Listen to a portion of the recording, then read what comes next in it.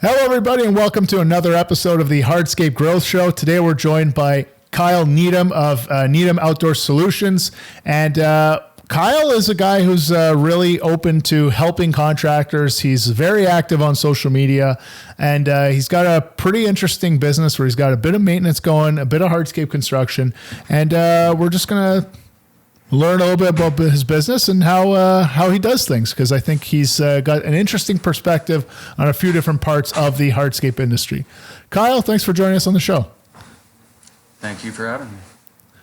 So, Kyle, like I said, you've got kind of two divisions for your business. You got the maintenance side, you've got the hardscape side. Can you break down a little bit for our listeners what your business is about? Well, I guess exactly what you just said. I mean, honestly, it's a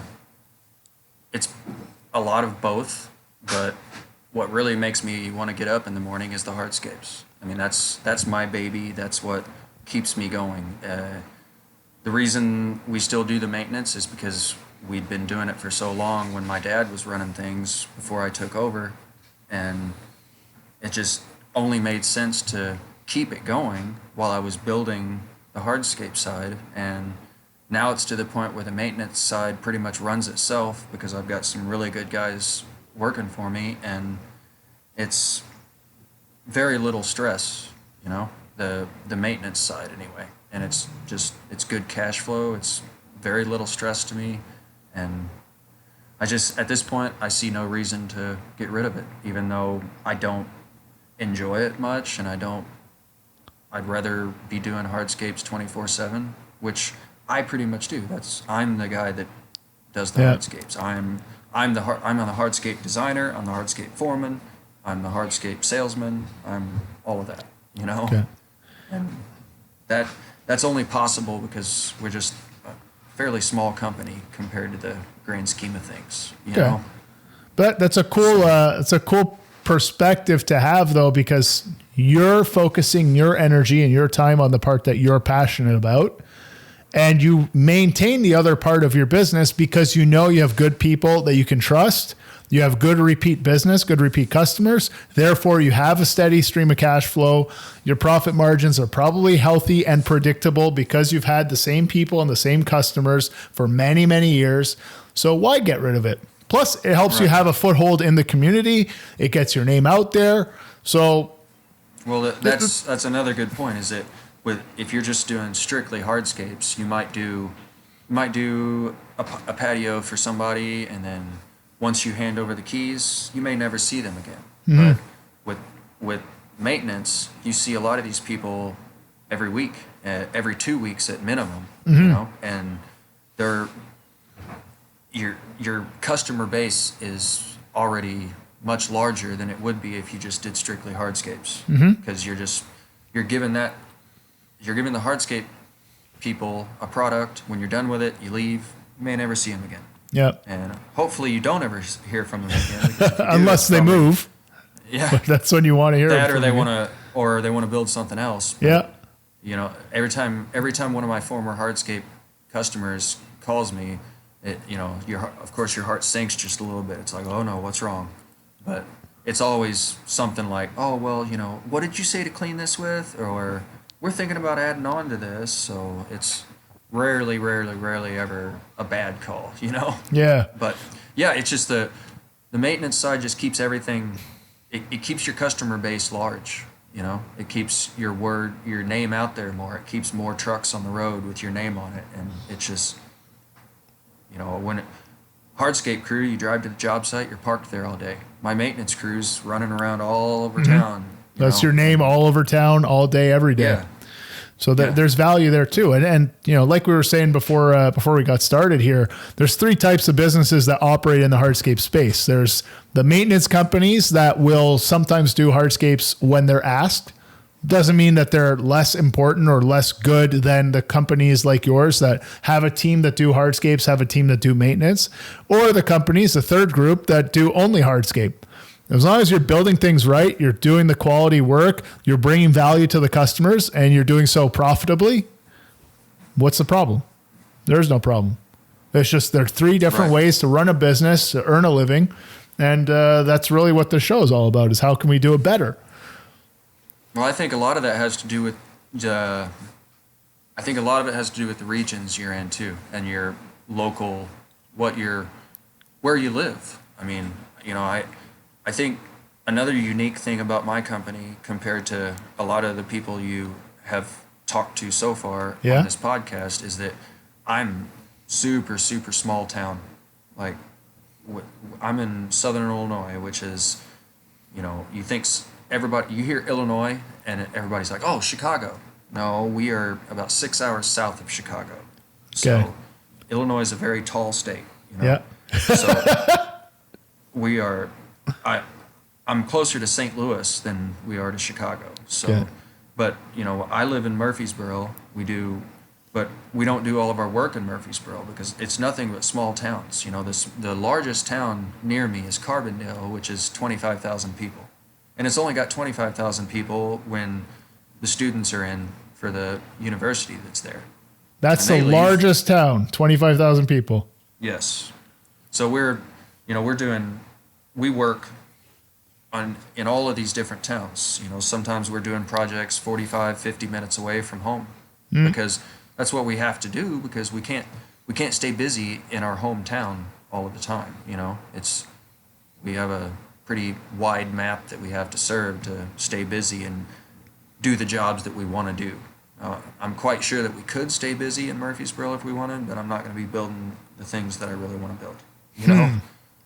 That's an interesting point. What are the things that you want to build? Well, I would, anything hardscape, man. Patios, retaining walls, full-on outdoor living areas, outdoor kitchens.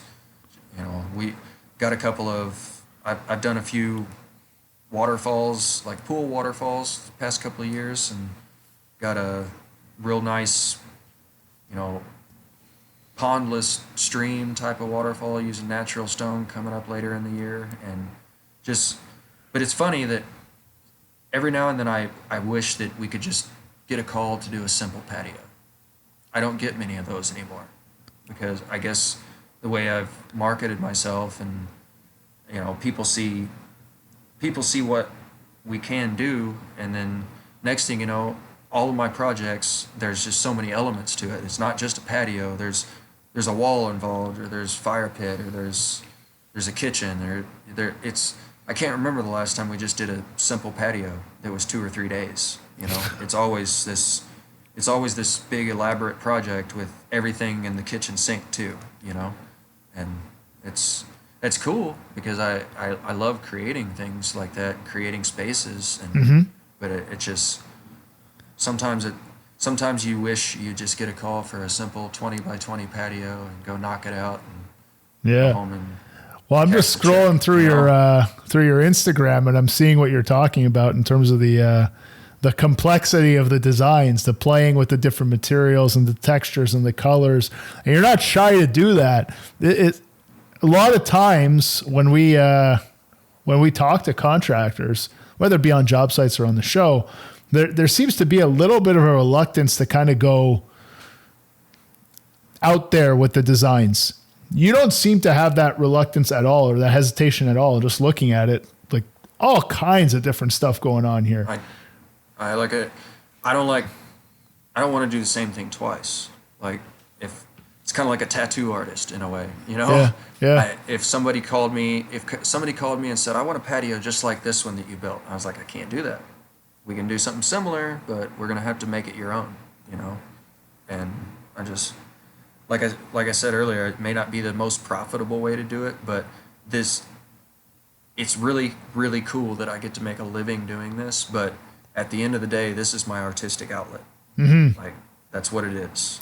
I'm an artist at heart. I'm a former semi-professional musician that couldn't figure out how to make money that way. But then I I decided to go balls out with hardscaping, and it turned into my artistic outlet, and I ended up loving it more than I ever thought I could have loved music. Yeah, that's so cool. Playing music. So I think that's really key. There are Well, I mean, I see the demographics, so I see who's listening to the show. There's a lot of younger people listening to the show. And I think that it's easy to get caught up in the, I can make more money doing other jobs. And that might be possible. I know a lot of contractors that do very well for themselves too. And I don't think that what you're saying is implying that like you're in a really modest living and like you're just getting by. Like I'm sure you're running a healthy business here, but the point I'm trying to make is there are a lot of ways to make money in the world.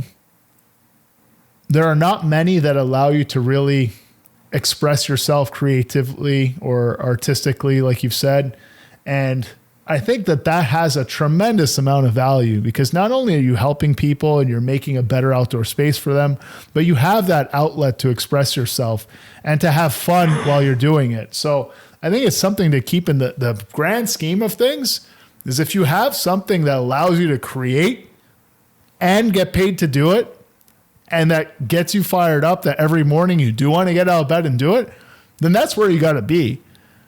And not get too hung up on like, well, we got to make more money. We got to make more profits.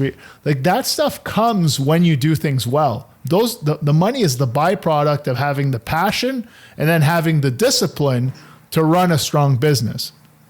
You agree with that? I do. I think that you're not gonna do everything overnight. When I first, like I said, I've been doing landscaping and hardscaping for almost 22, 23 years now. And I know that sounds crazy because I'm only 41, but like I said, I started working for my dad when I was 15, but it's just, you gotta love it. I run into a lot of guys at the supply yard and they just do nothing but complain about this and that. Where's my block? Where's my product? Why didn't you order it sooner? It might be here, and they just seem like they hate life, and it just makes me wonder, why don't you just hang it up and go work at Walmart? I mean, you might like that better, Yeah. Just why are you doing this if you don't enjoy it? Yeah. And you started it because you enjoyed it. That's the thing. Yeah. That's a really unfortunate thing that I find is people seem to lose their way at a certain point. Yeah, I don't know if it's getting caught in the rat race of trying to make the money or trying to save where you can to be able to have enough money left over. But like sometimes you really just got to get back to basics of like, well, why did we start this in the first place? Why do I enjoy doing this? And how do I do more of that? And I think consistently across the whatever number of episodes we've done now, every single one of the contractors I've spoken to, yourself included, you know what you like about it. And it comes up very quickly in conversation because it is the focus of what you're doing and why you're doing it. Yep. If we get to some of these questions here, for anybody that knows you online, like in these Facebook groups and stuff, you have some strong opinions on stuff. I know you don't jump in on every opportunity to comment on things, but if we had to talk about something that everyone seems to have wrong about the hardscape industry, in your opinion, what is it? I wouldn't say that everybody has anything wrong. Like I'm not going to sit here and claim to be the know all end all and have all the answers. I'm no wizard, but I'm a people watcher, and I enjoy people watching, not just online. I'm that weird guy when you go out to dinner that's looking over my shoulder, wondering what they're eating. I'm not creepy about it, but it's just... No, you like to observe. It's an instinct. It's an instinct to just observe people, because different types of people and different personalities interest me, and you learn from a lot of those personalities too, and maybe become a little bit better person yourself. Mm-hmm. Learn what to do and what not to do from other people, and I think I won't say everyone, but a lot of people are just too stuck in their ways. Like they're too afraid to try new things and try new products that everybody, you know, the majority of the people say, oh man, this is great stuff. But then so-and-so over here is just like, I'll never touch that stuff, blah, blah, blah. And they don't have a reason why they won't do it. They're just too stubborn to try it, you know? They can't back up their position. Opinion. Yeah. Yeah. They have an opinion. And it's just like, you know, I remember not too long ago, there was a post talking about new excavators or something, or bobcats or something. Somebody mentioned a Kubota. And it's just like, one guy comes back and said, sucks. Ain't worth the money. And it's just like, why? Do you just not like the color orange, or what's your reasoning for this? You know, don't even bother making a comment like that if you're not going to give some insight as to why you have that opinion. You know, it's a worthless comment and a worthless opinion unless you can back it up. In my opinion. Yeah, but I think that is rooted in a desire to be helpful, a desire to be valuable in a relationship, and being on social media or being in a crowd of people or being on a show like this, the way that you're valuable to people is if you're sharing your opinion, but you're able to back up why you feel that way. And I think when you combine that with the open-mindedness of listening to what other people have to say, or watching what other people are doing, like you're saying when you say that you like to observe, I think you put those two things together, and there's two things that happen. One is you become more self-aware because you're seeing what other people are doing and how they're acting and how they're behaving. So it opens your ability to become more self-aware. Like, well, am I like this guy? Am I like that guy? Am I like this woman here who's saying that? Like, who am I really being when I'm interacting with stuff? And I think it helps you understand, like, through that, what matters and what doesn't matter.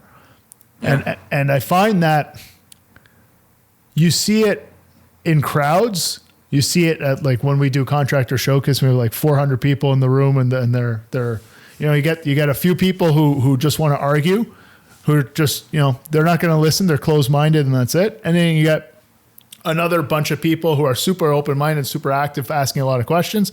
And then you get a bunch of people in the middle. And the two extremes are influencing those two sides. And I think you see the same thing on social media. That I think it's something like less than 10% of people on social platforms are actually commenting, actually interacting. A lot of people are just watching. Right. So you get the positive people and you get the negative people, and you get all the people in the middle. Whoever's screaming the loudest seems to get the attention. But one is really only adding value, and that's the people who are exchanging and having a conversation about it, not just throwing hearts up or throwing thumbs down everywhere. And anytime I do make a comment or try to give advice, it's not impulsive. If I don't know enough about a topic, I'm just going to step away because I don't feel like I have any business. Silly cat. I don't feel like I have any business giving advice unless I am 100% comfortable that the advice that I'm giving is the best advice to give. So on that topic of advice, absolutely makes sense. If you feel like you know what you're talking about, weigh in. If you don't know what you're talking about, watch and listen and learn, and then form an opinion. Yeah. So on that topic, what is something that you have learned, or what is some advice that you do want to share from something that you feel you do know? As far as what others should be doing as a whole, or because I know it's probably sound like a broken record, but maybe it should be just reiterated by everybody that comes on here. But designs. Everybody needs to be doing designs. If you're not doing them yourself, you need to be hiring someone to do them for you. I think we need to just stop just showing up at job sites with a truckload of pavers and winging it. It's not good for the homeowners. It's not good for the final product. It's not the most profitable way to do it. That's when you end up building something and getting right towards the end of it and like, oh no, we're a pallet and a half short of pavers. We're going to have to wait 6 months to get these. And especially now, you can't do that, you know? You can't be short on materials and expect to get it done right now. You're going to be disappointed, and you're going to have extremely disappointed clients. Have you So, seen that a lot where guys are just completely winging it? Like, pick the yeah. product and we'll figure it out when we get there, kind of thing.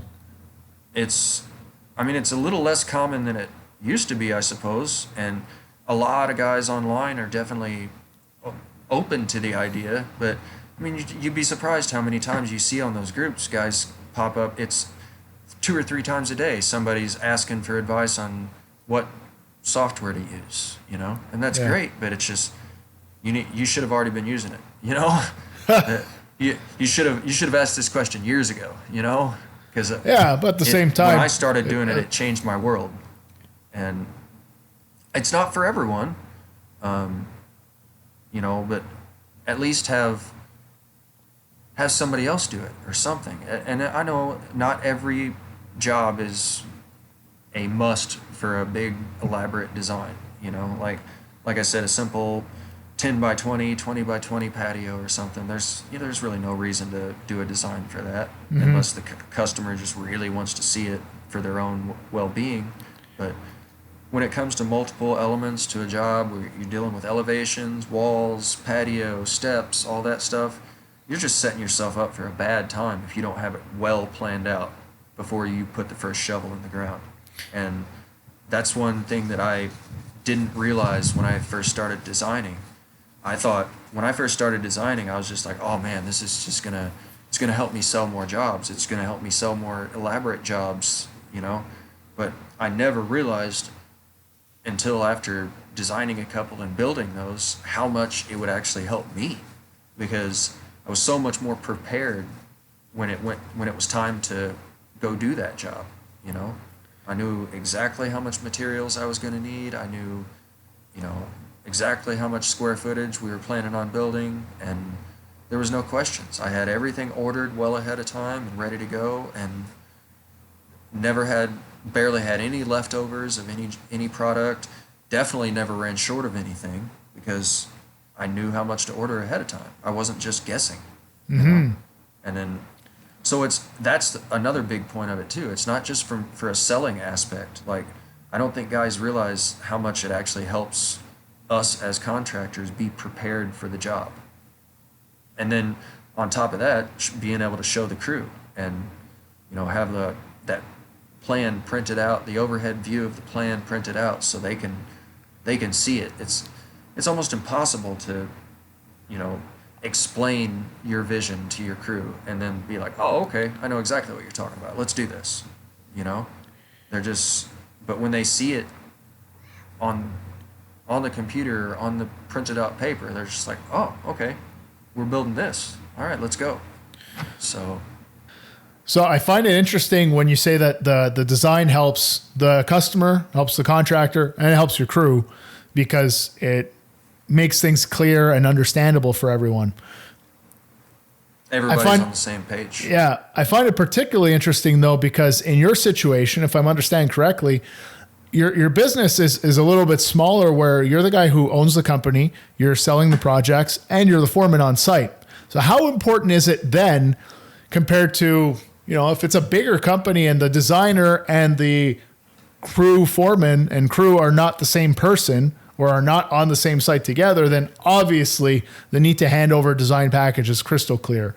But how do you use it? Like, you know, walk me through your process of like what that looks like so that you get the most out of that design process for your business and for the customer. Well, when I finish a design, or at least I have it to a point where I'm ready to show it to a customer and get their thoughts on it and make any changes they might want, you know, I get to that point, and that's the point where I'm like, okay, I can start trying to estimate this. I can start to get an idea of what it's going to cost. But if I have a situation where I don't have a design that I'm completely happy with, I don't think it's a complete slam dunk. And like, I did this actually just last night. I've been working on a design that took a lot out of me. It was, and I'd like to mention something else about this before too long, but Yeah. it took a lot out of me because it was a big design on an extremely clean slate, and it was kind of like one of those deals where you could do almost anything, but what do you do? You know, I struggled for a long time just trying to decide what direction to go with it, because it could have been a million different ways. I just had I had a list of a few wishes from the clients. Well, we'd like to have this, and we'd like to have this, and maybe this. So I was like, okay, we're going to include those for sure, but still, nothing was easy about that one. It took a lot out of me, and I really, there was a lot of sessions where I might work on it for an hour or so and felt like I was getting nowhere, so I'd stop, come back to it the next day, try to work on it for a little bit. Finally got it to a point where I was okay with showing them, but I didn't think it was a slam dunk. I felt like I needed to get their opinion and hear what they liked about it and what they didn't like about it, you know. Turns out they loved almost everything about it, you know. So then I realized, well, you know, maybe it's not all about what I want, because it's obviously, at the end of the day, it's theirs. You know? So maybe I was overthinking it a little bit, because I was just being way too picky on myself, and they really, really, really, really liked it. And there was a couple of changes they wanted to make, but nothing major at all. It might take me another 30 minutes to make those changes, and then I can go in and do a full-on estimate for them, you know. But going into yesterday's meeting with the design that I wasn't completely happy with, I hadn't done any math whatsoever. Like, I didn't have a clue what it was going to cost. Okay. You know? Yeah. So that's why I also wanted to hear their opinion. I kind of had a ballpark in my head, because you can, you know, with this much experience, you can kind of see something and be like, I bet that's so-and-so $1,000. It'll be around this, yeah. You know? Yeah. But I didn't spend any time doing any math whatsoever, because who knows, they may have hated it, and I wasn't gonna. That's more time wasted. You know? But turns out they really, really liked it, so it worked out well. But so now I get to come back, make those few minor changes, and I can start going through all the products and the square footages and everything, and come up with an extremely, extremely accurate estimate. And again, that's another great thing about the design. It's just like, you don't just have to. It's easy to. It's kind of easy to upsell, because they may have had, you know, originally they had a $30,000 budget, but then they see the design, and I'm like, well, if you want to do all of this, it's going to be around 40. And they're like, okay, we'll do it. You know? Yeah, but how often does that happen? Because I know I say it all the time. Like, once you show them, they're good. Magically, they find the money. Like, it's almost like there's a secret bank account that nobody remembers until they see what they like. It happens more often than not. Yeah. From my experience, it's either way too expensive and it's completely out of the question, or it's, well, that's a little more than we were hoping for, but we really like it. You know, it's never an in between, really. So. And what happens from that budget standpoint? So let's say this case here, they told you they got a budget of $30K, and you come in with the design, they fall in love with it. Turns out this design will cost closer to 40. Do you need to? Yeah, go. What do they have to do? They have to decide if they want to spend the extra money, and if not, what part of the design can you live without? What can we delete to? When I do a design, I don't want to under impress. You know, maybe if anything, I want to over impress and be like, that's way more than we were wanting, and I'd be like, okay, no, we can scale it down. That's cool, but I don't. The last thing I want to do is take a design to someone and they say, well, we were really expecting more. You know? Yeah, you definitely don't want to be that guy. But so let's say, I'm just trying to understand, like, the what are the steps and what happens, because a lot of times, very often, I'll be talking to a contractor and they'll tell me, I'll ask them, well, why didn't you design it with the with the fire pit and a warming trends burner that puts out like 180,000 BTU? Why aren't you putting the lighting in? Why aren't you offering these different decorative bands or this mosaic, or why aren't you including the seat wall? And they're like, well, like they told me they only have a budget of this much. So like, I get that you're creating a design that goes, they gave me 30, I'm going to take it up to this percentage more because I feel like this is more what they're looking for.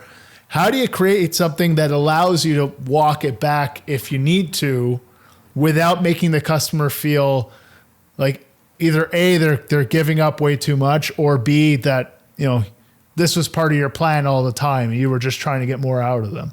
Because I think that's part of the reluctancy from a lot of contractors. They're hesitant to show that more because the customer said they can't afford that much, but that's not necessarily true. Well, something like lights is a good example. Okay. A lot of times people don't specifically ask for lights, but they also they aren't aware of how much value they can add to a project. Mm-hmm. And how much they can create a mood. And so then when you just throw some lights in the design, and like you have that turned off at first, right? You have that hidden at first, and then you're like, oh yeah, well, here, I wanted to show you this too. I couldn't resist, and I decided to play with it a little bit and add some lighting in just to show you what it might do. And then you turn those on and they're just like, whoa, okay, how much extra is that? And at least 7 times out of 10 they go for it. Really? Yeah. It's like once they see it, they can't unsee it. They heard that many times. Yeah. They can't. They gotta have it then. What are some other things like lighting? Because lighting's an easy one because it's literally we plug them in or we don't. You choose. Well, plants for one thing.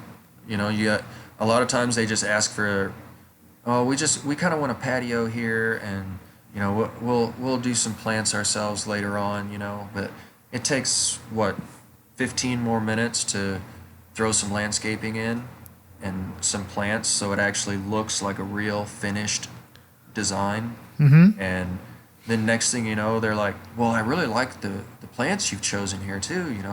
How much extra would that be? And most of the time we end up doing plants at the end of the project too. That's just the way it works out. Anything else? And it may not. Well, there's every now and then they might only ask for a patio, but you throw a seat wall in for fun or something like that, because you know in the back of your head it really needs one. They didn't ask for one, Mm-hmm. So you throw it in there just to show them what it would look like. And that's one of those things where they don't bite on that near as often, because that's a fairly significant cost, Mm-hmm. So they have to really, really like it before this silly cat won't leave me alone. Never likes me, but now she won't leave me alone. Wants to be on camera. Right. So seat walls, the bigger, it makes sense too, but the bigger ticket items, you got to throw them out there because, it's less often, but maybe 3 on 10, 4 out of 10 times they'll go for things like that? With walls, more like that, yeah. But honestly, when it comes to lighting and plants, it's more like almost 9 times out of 10 you can get them to go for it, because, like I said, a lot of people, and especially around here, because, like I said, we're not exactly in a depressed area necessarily. Mm-hmm. It's just very small town. It's small, but healthy. Very small town and spread out. Yeah. Right? But a lot of people just don't know what quality lighting is around here. It's not the solar lights that you pick up at the big box store. They go to Lowe's and they go to Lowe's and buy the little $10 solar lights that get knocked off by the weed eater next time the lawn guy comes, and that's their idea of landscape lighting. Yeah. But I'm like, no. You got to look into this. Low voltage, all LEDs, lifetime warranty on the good stuff. And Yeah, we had a almost great zero maintenance, you know. we had a great episode with Rob from Inlight that we just recorded recently too. And, you know, they make great lights. That's why we're happy to talk about them. It's exactly like you said. It's a low-hanging fruit. It's an easy opportunity. Add in the design. If they don't go for it, well, it's a lighting effect on the design. That's all it is. It's not, you didn't lose that much time and energy proposing that, but most of the time they go for it because when are you going to enjoy your backyard? At night.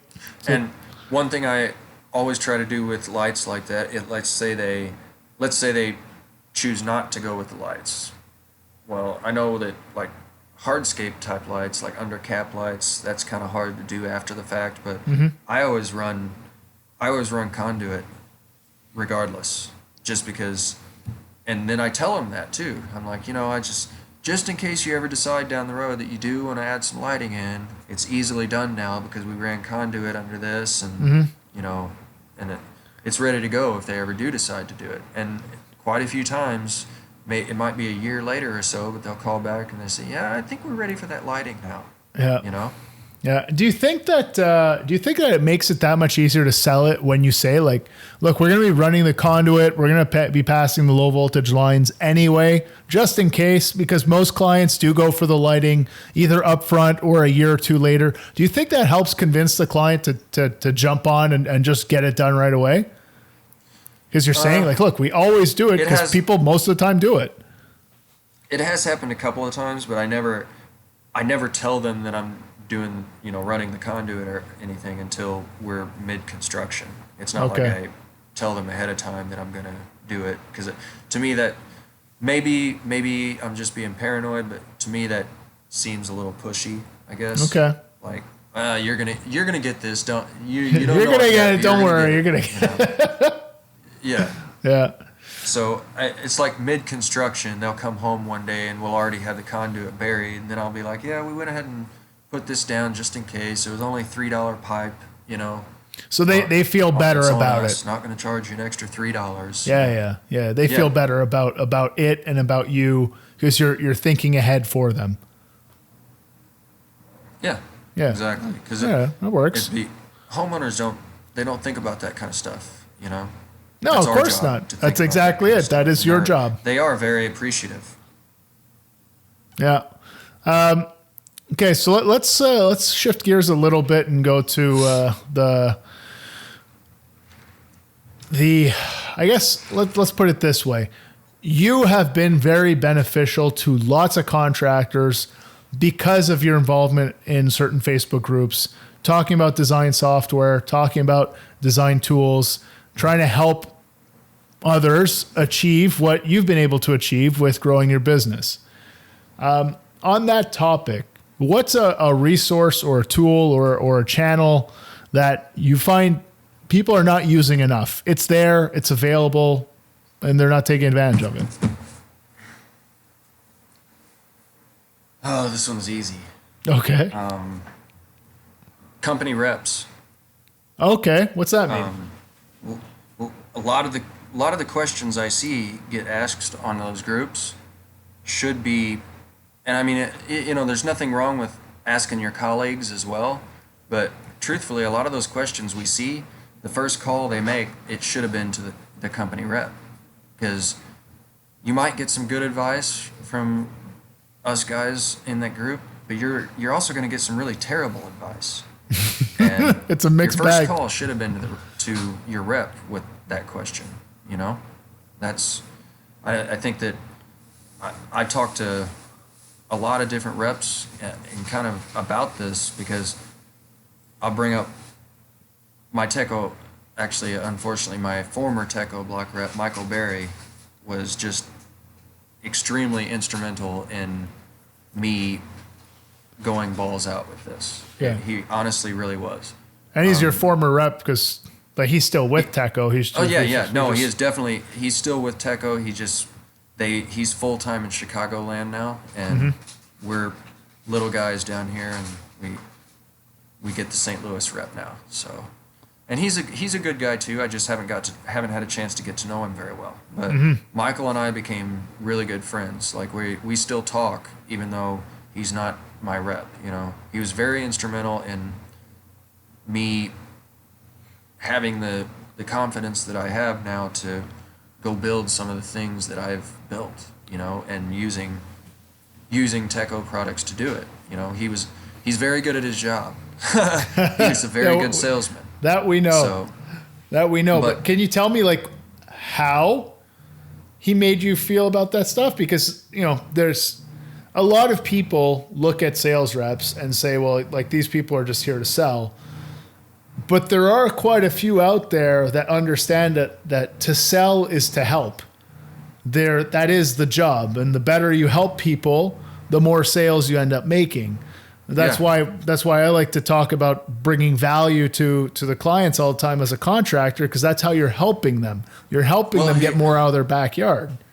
I mean, when I first met Michael, he just showed up at our shop one day, and you know, never met him. I hadn't used Teco Block a whole lot. I'd maybe done like one walkway and one little patio with it, you know, and because it just wasn't a real big thing around here. And I had this misconception at the time about products, and I can cross that a little more later too if you'd like, but I had this misconception about products that, you know, nobody could afford them, because obviously, you know, I keep saying this, but we're in a really small town area, you know, and you know, everybody, you don't see a lot of $100,000 sports cars running around, you know. You see a lot of really nice houses, but they spent all their money on the houses. Yeah,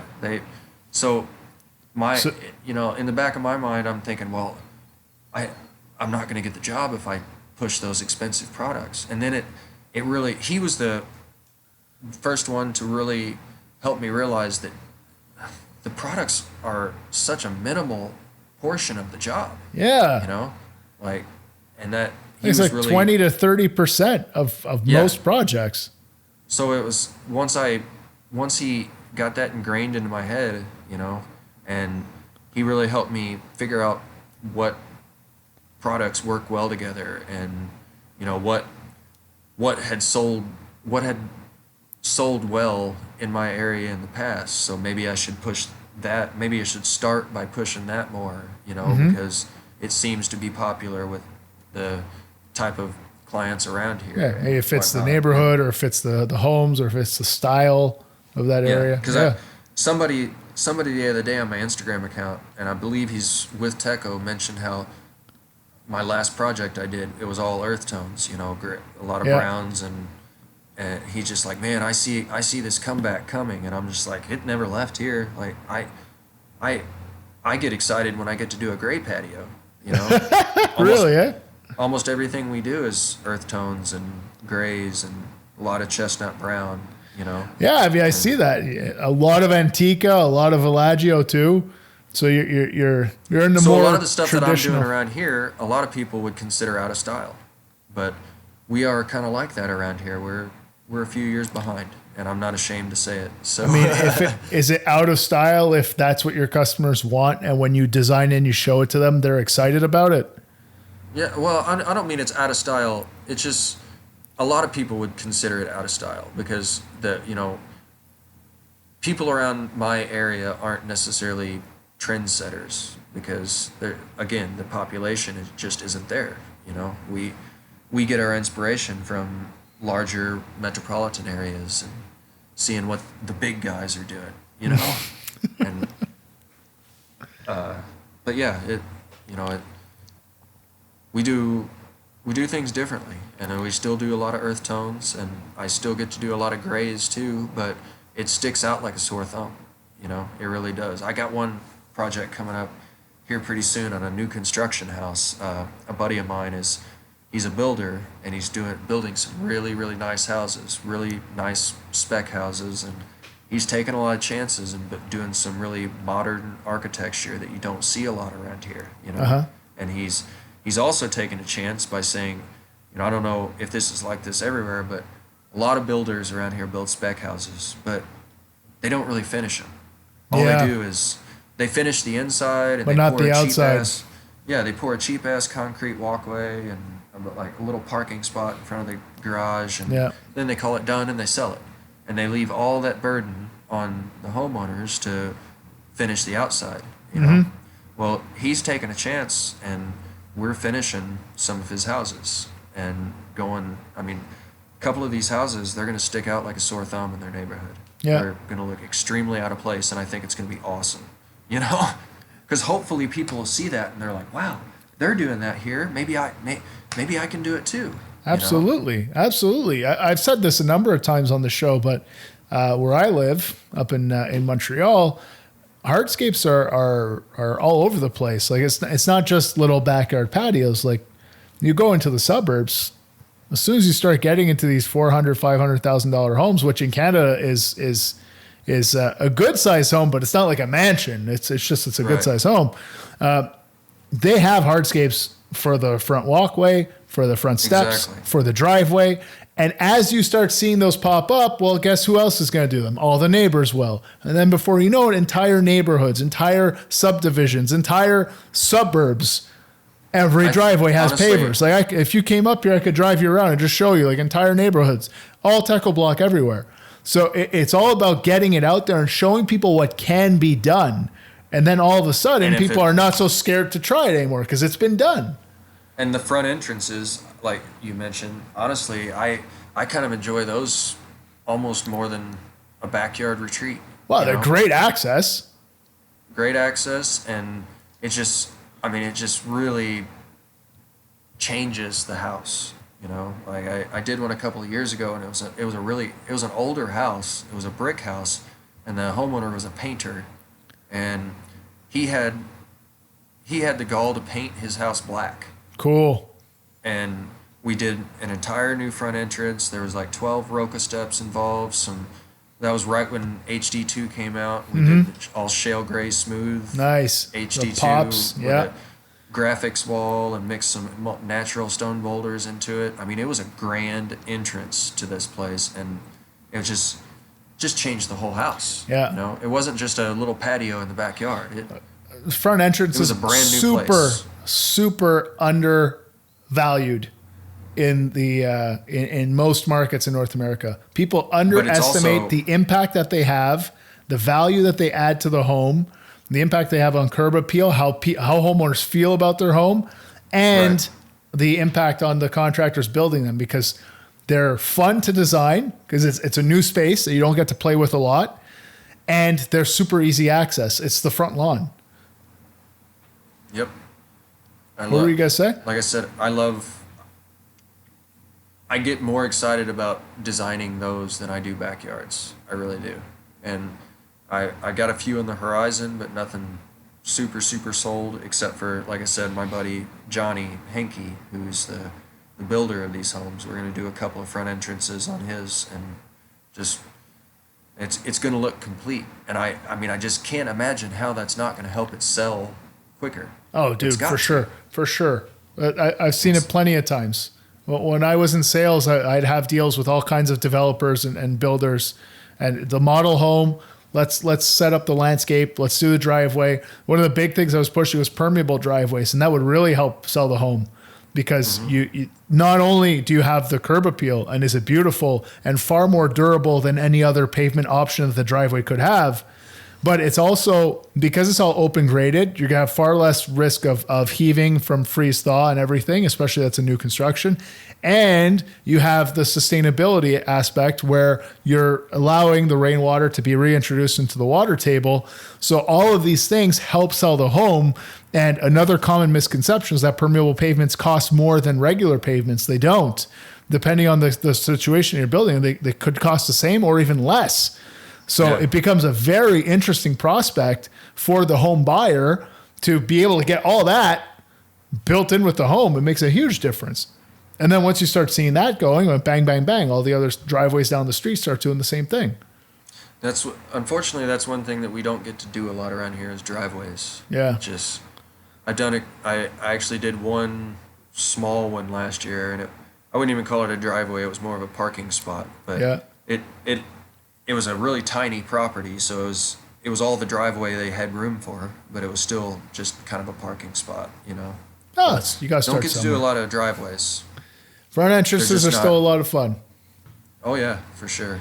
Let's come back a little bit just on the topic of the products. Now, obviously, I work for a manufacturer, I work for Taco Block, but I'm curious your perspective on the product specifically in a general sense. You were saying you're reluctant to introduce like a higher priced item to the client initially because you're like, whoa, like I don't know, this is a small market. These customers, they're not millionaires. These products are expensive compared to what I could also propose to the client. I feel like a lot of people are in that boat, not just on their paver selection, on everything. So like, what was it going on in your head at that time? It didn't really happen overnight, to be honest, but it slowly happened. But honestly, like at the time, I was kind of, for the lack of better terms, I was poor, and I couldn't afford this, so I can't imagine how anybody else could afford this either, And not only so that, you were deciding for your customer what your customer could afford. Yeah, and that's a terrible way to think about it, big mistake. But about 5 years ago, like I said, when I really started my own entity of this company and started to go all out with it, I instantly just became a full-time student of it as well. And I became obsessed, whether it's healthy or not, I'm not sure, but I love this industry. I love everything about it. I love 98% of the people I meet in it, and I love it, and I'm a constant student of it. That's one of the reasons I feel so comfortable trying to help people online, is because I feel it's justified, because I literally do my homework. It's not just what so-and-so said to use or what so-and-so said don't use. I studied this stuff. When the Hardscape magazine comes out, that's like Billy Madison on Nudie Magazine Day. I'm rushing to the mailbox to get it. You know what I mean? Yeah. And I'm just constant student of it. So I mean, when I started looking into it more and studying more stuff about that, and then I realized that it wasn't just Michael that was saying that. He wasn't just blowing smoke. That it's true. And when I first started it, I didn't have a clue how to bid jobs. I was just winging it. I had no idea how long anything would take, no idea how much materials costed, and how much waste would be left over if I cut this big circle.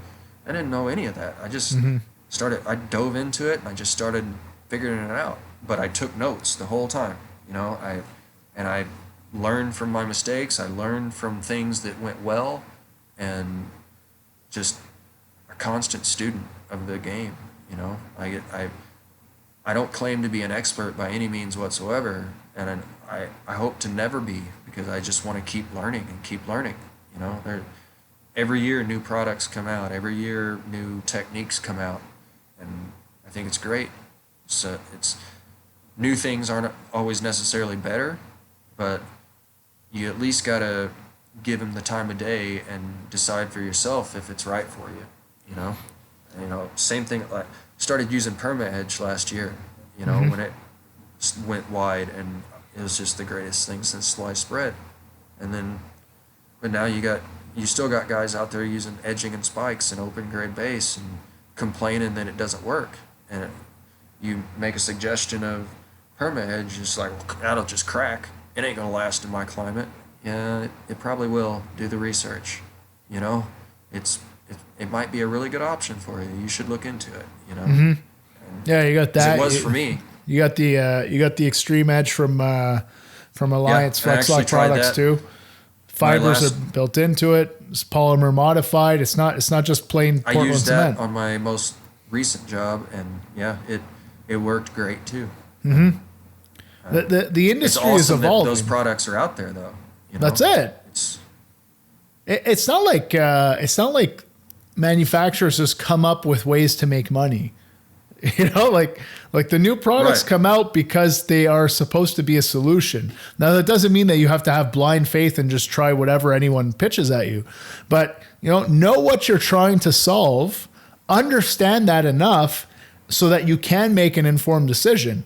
So, if you're looking at, let's say you're building a hybrid base system, so it's all open graded, regular plastic edging with regular spikes won't work. So what alternatives exist? And if a concrete troweled in edge could do the trick, but it won't perform well because of freeze thaw, expansion, contraction, that concrete will crack, and then your edge restraint fails. If someone is saying, well, like this concrete has polymers that modify it, so it's a little more flexible with expansion, contraction, and has fibers built into it to hold it together so that when that inevitable cracking does occur, the structural integrity of that edge restraint is still maintained. They're answering your concerns, so it's worth checking out.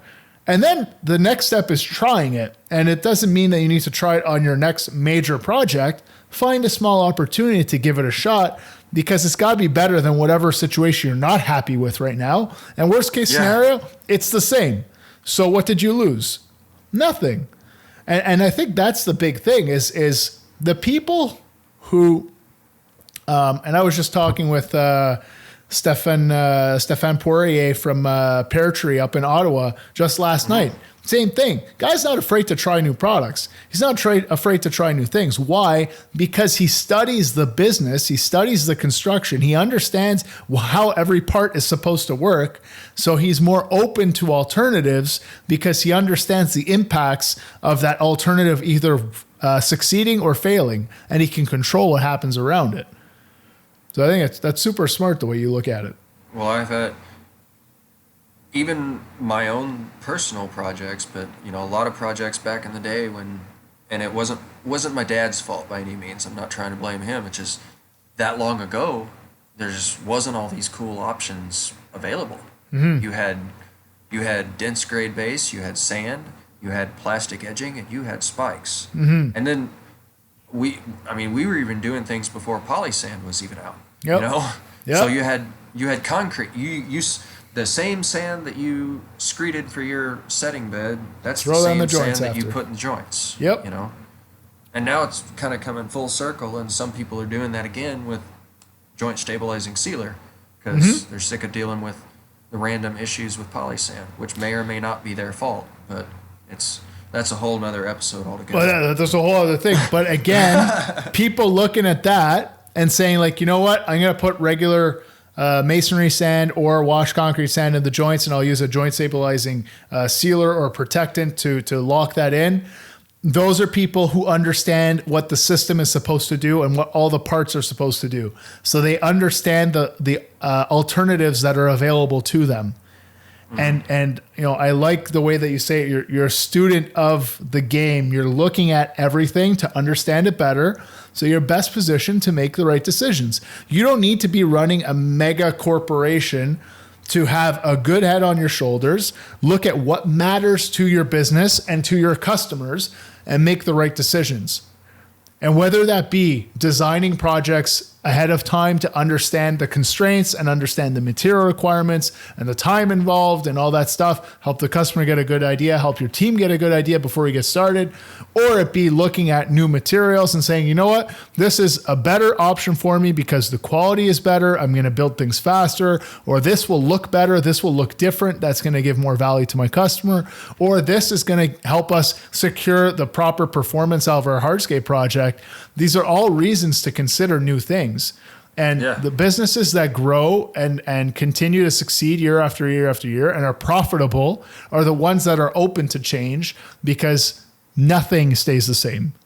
And if there's one thing that we've seen in the past 12 to 16 months, it is that nothing stays the same. So you have to be open to changing. And if you're open to changing and you understand why you should change, you're not just changing for change's sake, you're probably going to be in a better position afterward. 100% agree. And that's why I just come back to the point that I'm just constantly trying to learn. If there's something new out there, I want to know about it as soon as possible. I don't know. I just keep coming back to it's probably unhealthy, but I'm just kind of obsessed with what I do. I love it that much, you know. I don't know if it's unhealthy. I think as long as it's not Depends on who you talk to. if it's not getting in the way of, mind you, we're both here like it's 8:00 for me, 7:00 for you. And we're talking about pavers and walls and hardscaping. So I don't know where the line is either. So well, when I was younger, I used to poke fun at my dad.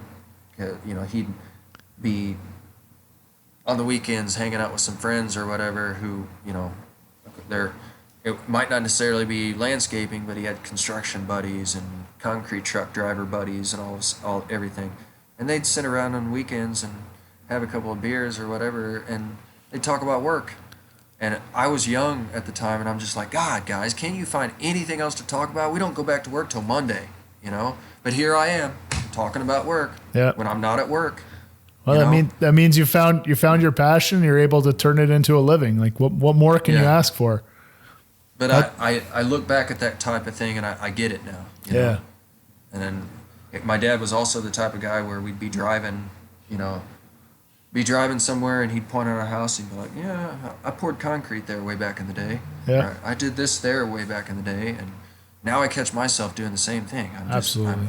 I'm a spitting image of him, and it's disturbing. I totally get. My dad was a rep in the industry for a long time too, so he wouldn't be pointing at the jobs he built; he'd be pointing at the jobs he sold.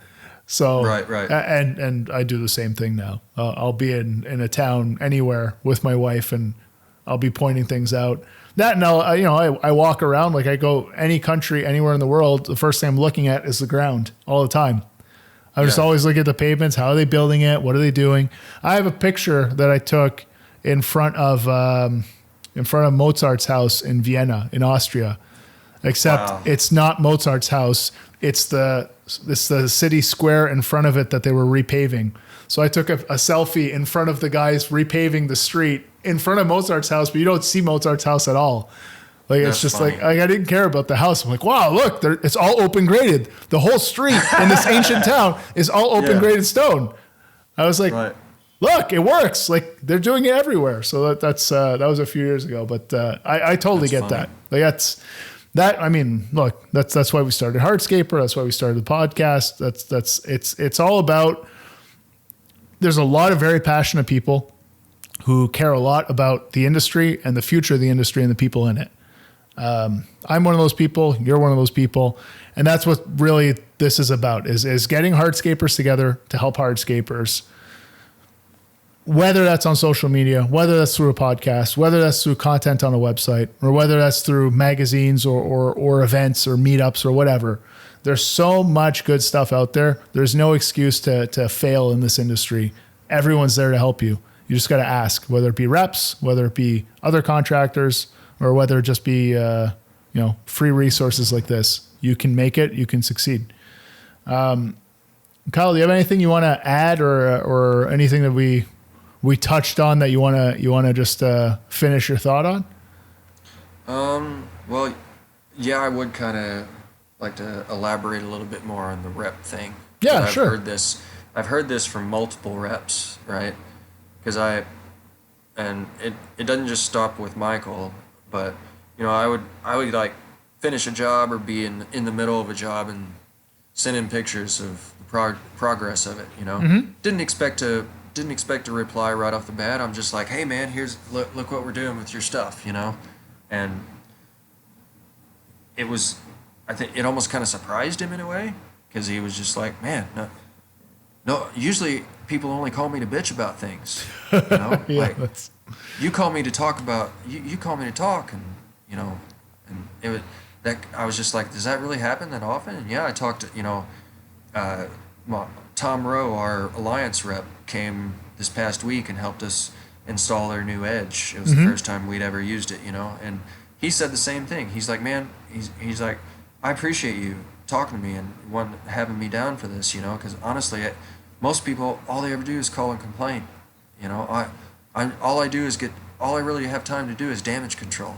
That's all they want to do is call and complain about things. I never get any positive calls, but you're always really positive when I talk to you, And it's just like, seriously, just treat them respect, and you're gonna get good service from them. Like if you're one of those guys that says, "Oh, my rep never calls me," well, it's probably because you know. I mean, I don't know any other way to say it. Yeah, I think look, you got to look at.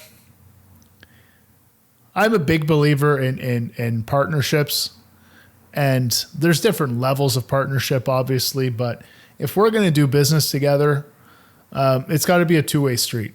But this is just my philosophy, right? So there's value that you bring to me by being a customer for me, but there's value that I need to bring to you in terms of information, in terms of support, in terms of problem solving, in terms of whatever it is that you need to help your business succeed. But if you want to get more out of a relationship, you got to give more too. So if you want more from your local rep to be able to support your business, or to be able to give you advice, or to be able to have coaching sessions or discussions, kind of like what we're doing here, then you got to be able to open up and share more about like what you're going through and what, you know, your wins and your losses.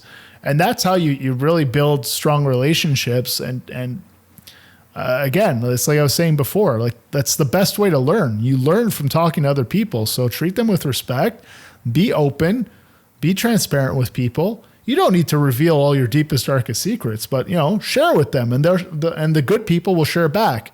And that's when you find the right people and you build that network. And that's where the real strength is. When you start knowing people who know answers or know how to find answers, all of a sudden, you know, within 5-10 people on your phone, you can get any answer you need to get through your day. That's when you're in a good spot. And that's when you can really build your business, because the problem solving isn't all on your shoulders. You can share the load with so many other people. So talking with your different reps is one great way to do it. And I don't think it just stops with the reps either. You know, your suppliers as well. Mm-hmm. You gotta you gotta treat them with respect. Even, you know, I know not all suppliers are created equal, and not all reps are created equal either. But I mean, I've gotten extremely frustrated with my supplier a number of times, but I always kept my cool about it. You know, I never blew up at him. I let him know I was frustrated, but I never, you know, blew up at him or made a scene in front of anybody else or anything like that, you know. And the problem got resolved, and it got resolved quickly. But I can't help but think that if I would have blown up at him and made a scene, I don't think it would have got solved that quickly. Well, yeah, what does that get you after? Yeah. You feel better in the moment, but does it actually solve the problem? Maybe not. You might feel better for like a split second. That's it. Like it's not worth it. It really is that. Like, treat people with respect. Understand everyone makes mistakes. You are not excluded from that. Every single person makes mistakes. And if every time you made a mistake, someone blew up in your face, how would you feel? And how keen would you be to answer the phone the next time that they call you? Exactly. You know, it's one big circle, and we all got to work together. So having that understanding and knowing that genuinely people are trying to help you, no one's out to screw you. Really, like they're not.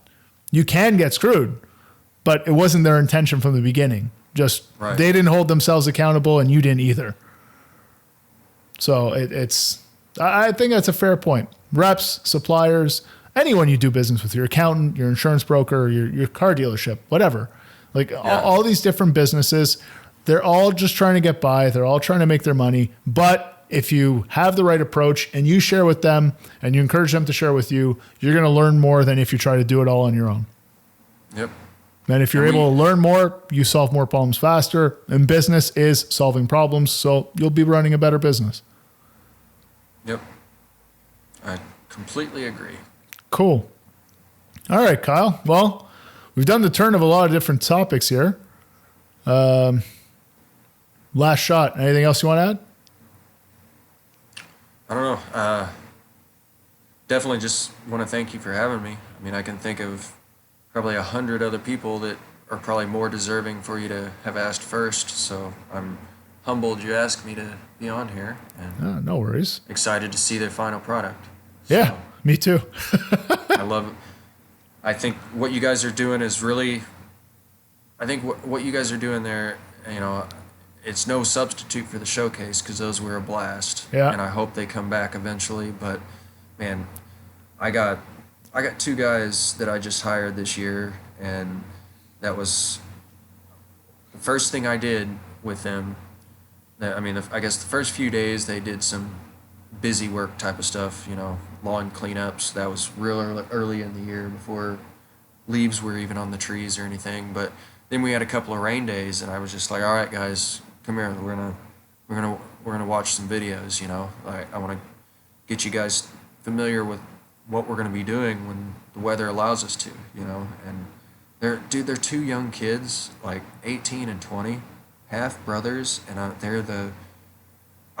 I feel like somebody's going to pinch me and it's all going to be over because I don't know how I stumbled upon these guys. Like, they are just absolutely killing it, and they love everything about it so far. And I mean, I can leave them alone. They're still going to work their butts off the whole time. And unfortunately, we've only been able to build 1 patio this year so far, but they were really, really, really hands-on with it.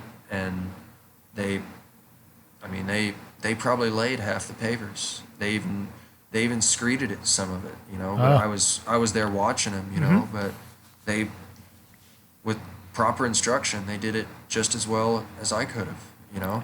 And you're saying to get them started on those rain days, you had them. They watched all the videos. Yeah. You know, they watched all the videos, and it was just really instrumental for them for that light bulb to go off over their head and be like, oh, okay, I see. You know? Well, that's why we did it. That's why those courses are there on hardscaper.com, and they're free. Is exactly for that. Labor is already tough enough to come across in our industry. So when you get people who have the right attitude, who want to work, let's show them how to do it. Right. Because that's the only thing separating them from success. So let's get that obstacle out of the way. Let's get them up to speed. And then on the job site, they're that much closer to being good, valuable people there because they know what they're doing and why they're doing it.